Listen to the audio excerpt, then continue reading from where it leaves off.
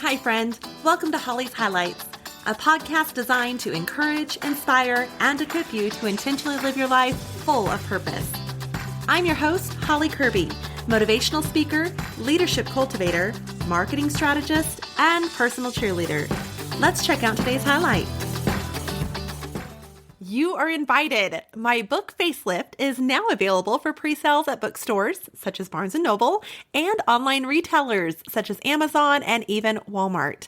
I would encourage you to check it out and order your copy or perhaps even one for a friend today. Facelift, Embracing Hope Through Your Heartaches releases April 28th of this year, 2023. Now, if you'd like to attend the book launch, I would welcome you to that too. The book launch for Facelift will take place on Friday, April 28th in the evening, and then all day Saturday, April 29th, 2023. Risen Life is hosting this event, which will include 4 meals, 4 speaking sessions by yours truly, an opportunity to get out and serve in the community, a swag bag, and so much more. You can find more information and even register online at hollykirby.com/author, and you'll see the book launch info and the link to register there at the bottom. I look forward to seeing you, and thank you so much for your support and encouragement along this journey. Welcome to spring, everyone. Well, at least here in Utah, we're in the time frame of spring. However, we're still experiencing the winter chills and the snow, so I'm not really exactly sure what's going on. But I am personally excited for my flowers to start blooming. Years ago, my mom, who loved gardening, she planted the entire front flower bed. I was so grateful. And she planted it to where there is something blooming in each and every season. I love it. And so as I look out and I see those green stems standing tall, and I can just envision the color that they are about to bring. And I love color. Color makes me happy. But I think there's so much that we can learn in something such as a flower bed. But there are 3 specifically that come to mind, which I'd like to share with you today, that I think perhaps pertain to all of us. The first one would be envisioning what it will look like. Just as my mom planted precisely what would grow to provide that pop of color at a certain time. So she's done iris and vibrant tulips in the spring, to the yellow daylilies and coreopsis in the summer, and then even bright amber mums and fuchsia turtle heads in the fall. It just is gorgeous. But Mom looked ahead at what she wanted. What do you want? And I'm not just talking flowers here, but looking ahead in your professional life at work, your personal life at home, relationships with people, whether that be romance, friendship, family. You've heard the question, probably been asked it a time or two, where do you want to be in 5 years? Well, I'd rephrase that to, what do you want your life to look like in 5 years? What will you have accomplished or changed, implemented, learned? Well, just as a bulb has to be planted in order to bloom, what seed will be planted in your life today to take root for it to grow so that you have that blossom of result in 5 years? Now, this could be something as simple as drink 1 glass of water each day and work up to 8 glasses of water with a certain time frame in hopes that maybe, 5 years from now, you've changed some healthy habits. Or maybe it's trying to read more. That's always on my agenda. But maybe it's, 6 months to read a self-help book, and then another 6 months to read a professional book. And after a year, you will have read one of each, right? That's a big goal for some of us. Well, what will you start today so that it can take root tomorrow and blossom in the days ahead? Number 2, not everyone has to like all the flowers in the garden. We have a beautiful flower garden here in Utah that has 50 acres of garden and grand lawns and the largest man-made waterfall in America. The gardens are beautiful, and they're organized like little rooms with trees and shrubs and grasses serving as kind of a living barrier between the themed spaces in the garden. Now, truth be told, this is my favorite place to eat. Out of all the restaurants, this is my favorite place to go. They have a fabulous outdoor patio area overlooking a rolling hill area in the gardens, and you can watch kids kind of roll down the hill and stuff. It's a lot of fun, but I digress. Anyhow, I've taken my family and I've taken friends here on various occasions to go see these beautiful, immaculate gardens. Although I have to say, we do cheat a little bit. There are golf carts you can rent, and it's just so much more enjoyable that way. So maybe if you do go, get a golf cart.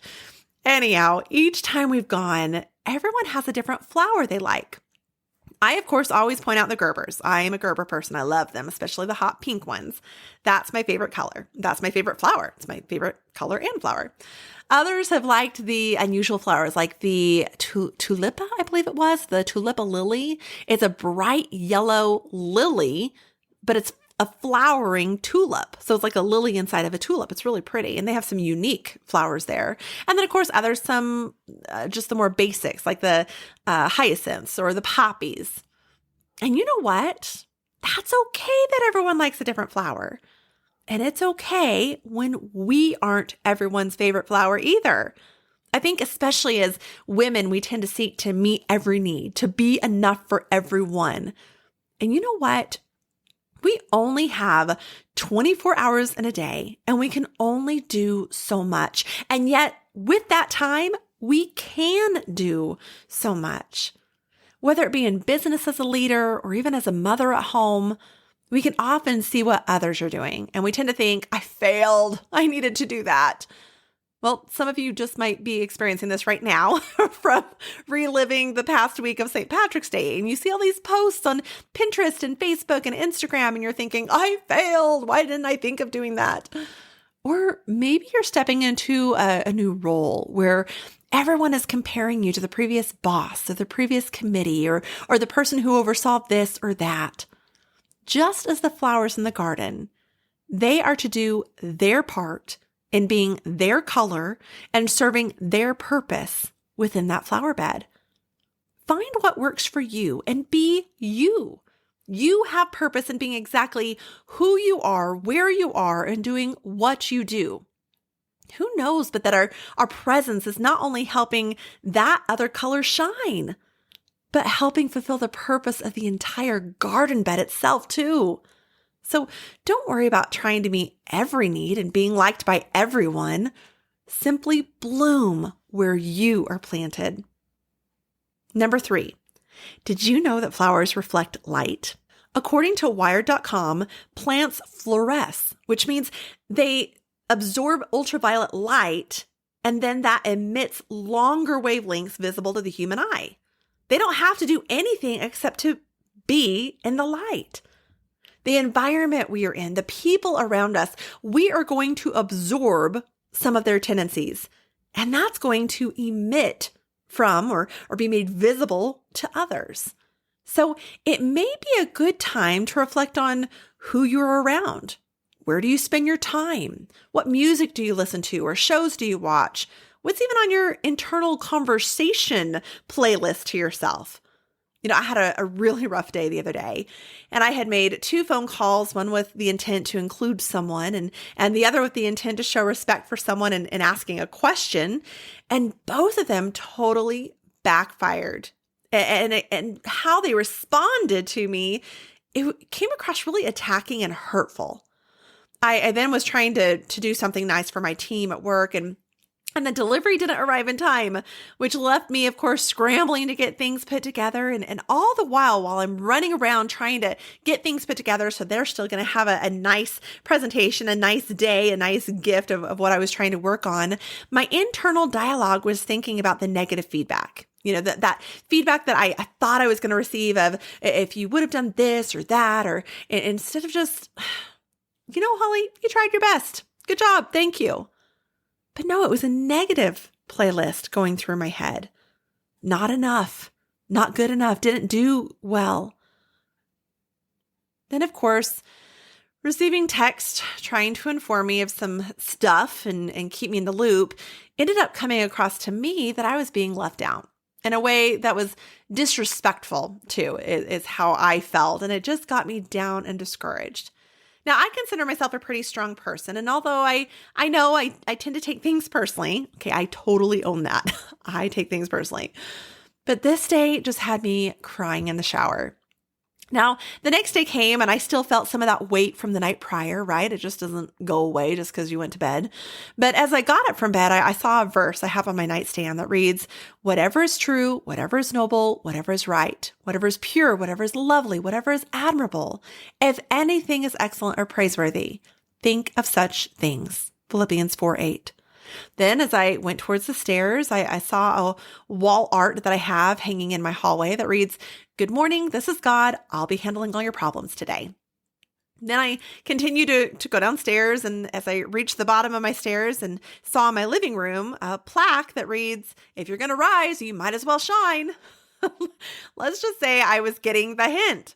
So after I dropped the kids off at school, I just went up to my mom's gravesite and I did my quiet time or my devotion with the Lord there and just spent time in prayer and in his presence. I had to remove the self-doubt, the negative talk, and the conversations with my own head. And I provided boundaries for the day too, of just not reaching out to some people or sending texts or making that call, but just allow myself to be just me and the Lord so that I could absorb the sun. So whether you're a man or a woman of faith or not, what are you absorbing from others around you? What boundaries might you need to set? What mindsets might you need to change? What is the light that you want to absorb so that it's a light you're proud to reflect? Now, if you're wanting some more direction in any of these areas that we've talked about, there are some additional episodes in Holly's Highlights podcast that you might want to check out, such as Hey Mamas on season 2, episode 12, if you need a little encouragement as you bloom where you're planted, or Purpose in Our Path, season 2, episode 13, if you still need to find your way there, or Overcoming Inferiority, season 2, episode 17. I'm realizing a lot happened in season 2. And then the fourth one is How to Self-Love, which was a recent one in season 4, episode 3. And there's many others that may apply, so feel free to go through the list of all the podcast episodes out there on Holly's Highlights podcast, but these are probably the top ones I'd recommend from today. As always, if you know of someone who could use a little brightening of their day, feel free to share this episode with them. I'd be so grateful for that, and I'd hope it would encourage them along the way too. I hope wherever you find yourself today, that you're ready to spring forward in envisioning, accepting, and reflecting. May you have a great day for a great day. Thank you for joining me on this journey of life. I hope that today's highlight has been encouraging, inspiring, and equipping so you can go out and live your life full of purpose. I'd be honored if you'd take a moment to leave a review, or better yet, subscribe.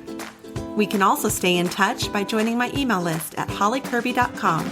That's HOLLYCURBY.com. Until next time, make it a great day for a great day.